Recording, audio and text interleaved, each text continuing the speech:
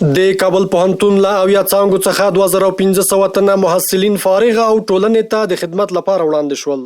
د لوی جرګې په خیمه کې په همدې مناسبت جوړې شوې فراغت غونډه کې د افغانستان اسلامي امارت د کابینې غړو او مشرانو، د لوړو زده کړو وزارت مشرتابه پلاوي، د کابل پوهنتون مشرتابه، استادانو، محصلینو او د محصلینو د کورنیو غړو ګډون کړی و. د لوړو زده کړو سرپرست وزیر په یاده غونډه کې وویل چې د اسلامي امارت رهبري د لوړو زده کړو پرمختګ ته ژمنه ده.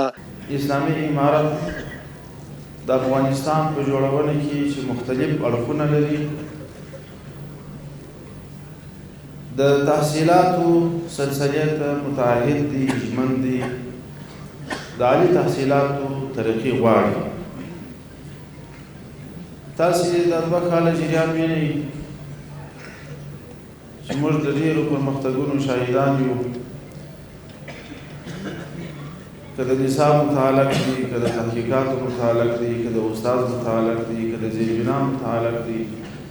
په دې ټولو اړخونو کې د اسلامي امارت زعیم معنی قدر امیر المؤمنین صاحب حفظه الله، همداس ډول قدرمن رئیس الوزرا صاحب حفظه الله زموږ سره داسې د سخاوت معامله کړې ده چې په کوم مورد کې مو غوښتنه ځینې کړې ده، هغه یې ټول راته منظور کړي دي. داسې یو مثال نه لرم چې په هغه کې موږ غوښتنه کړې دي راته ویلي چې دا نه کېږي.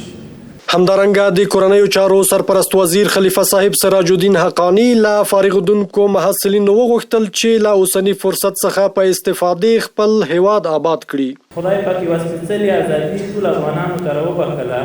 اوس هم د موږ دغه ازادي په تاسو لورېږي چې دغه فرصتونو نه تاسو استفاده وکړئ، افغانستان خودکفا کړئ، په خپلو پښې ودروئ، د بل احتیاجۍ نه خلاص کړئ. موږ د سبا په هیله په امید کې نه یو، که د سبا په هیله امید باندې نه یو، دا د موږ تاسو د نن ورځ فرصت چې کوم دی سبا ته نشو پیدا کولی. همداراز په یاده غونډه کې د ملي دفاع سرپرست وزیر مولوي محمد یعقوب مجاهد وویل چې دا ټولنه هر قشر ته اړتیا لري. دا ټولنه، دا هیواد، دا نظام تاسو ته ضرورت لري او پر تاسو باندې حساب کوي. محترم استاد د پوهنتون اشاره چې وکړل چې د دوی څخه د استادانو څخه باید مشورې واخیستل شي، زه خو وایم چې دا نظام د دوی و مشورو ته ضرورت لري. دا پر دې نظام باندې لازم او ضرور ده چې په ټولو هغو برخو کې چې دوی تجربه لري، دوی زده کړې لري، د دوی د تجربو او د دوی د استعدادونو څخه باید دا نظام کار واخلي،